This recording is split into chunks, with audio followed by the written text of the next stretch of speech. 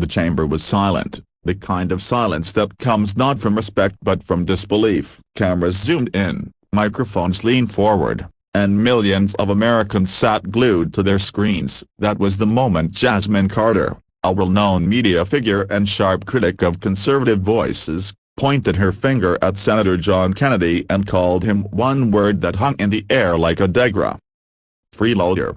The word cut deep, echoing louder than any insult. She said it with conviction, her voice sharp and unyielding, framing Kennedy as a man who had never worked for what he had, a politician who rode on privilege rather than earned honor. The chamber erupted in murmurs, social media lit up in seconds, and the narrative spread like wildfire. John Kennedy, the freeloader. But what no one expected was what Kennedy would do next. He didn't shout back, he didn't roll his eyes or retreat into silence. Instead, he stood slowly, adjusting his glasses the way he always did when the weight of the moment pressed upon him. His eyes scanned the room, then lifted toward the cameras, as if speaking not to Jasmine, not even to the chamber, but directly to the people watching at home.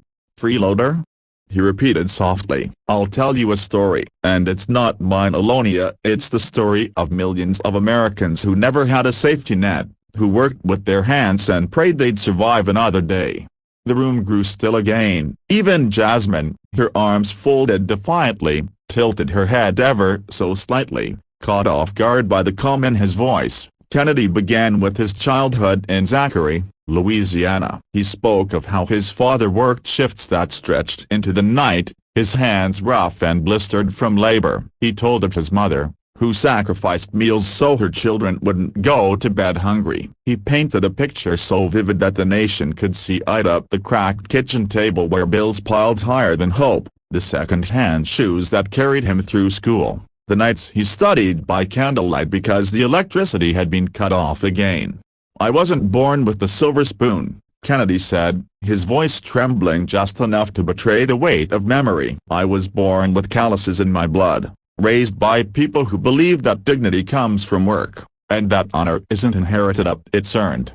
He paused, then pulled a worn piece of paper from his jacket pocket. It wasn't flashy, not the kind of document meant to impress a crowd. It was yellowed, creased at the folds, and held together by years of being carried close to his heart. This, he said, holding it up, is the first paycheck stub my father ever saved. It's dated 1962. 38 hours of backbreaking work at a lumber mill. You see this number here? His finger taped the smudged ink line. That was $42.13. That's what kept food on our table. That's what bought my school books. That's what taught me the value of every single dollar. Gasps rippled through the chamber. Viewers online froze, staring at the relic of a life built not on privilege but persistence. Kennedy's voice grew stronger as he went on. He told the story of scholarships he fought tooth and nail to win, of the part-time jobs that paid for every meal in college,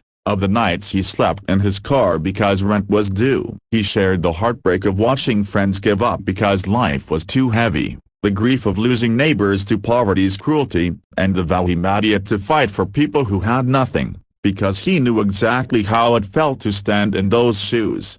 And then, in the final stretch, his tone shifted. He wasn't defending himself anymore. He was holding up a mirror to America. You see, Jasmine, he said, turning gently toward her, I'm no freeloader. I'm a product of the very struggle you dismiss, and I stand here as proof that the American dream isn't handed out, it's carved out, with sweat, with scars, with faith. I'm proof that no insult can diminish the truth of hard work. And if my story can shut down one light tonight, let it be this: dignity belongs to those who earn it, not those who tear it down. The chamber, once brimming with whispers, erupted not in chaos, but in thunderous applause. Even those who opposed Kennedy politically rose to their feet, compelled by the raw honesty of his words. Jasmine's expression faltered for the first time. She had no retort. Social media, which only minutes earlier had branded Kennedy a freeloader, now shifted with tidal force. Hashtags changed, posts poured in, stories of ordinary Americans began surfacing of people sharing their first pay stubs,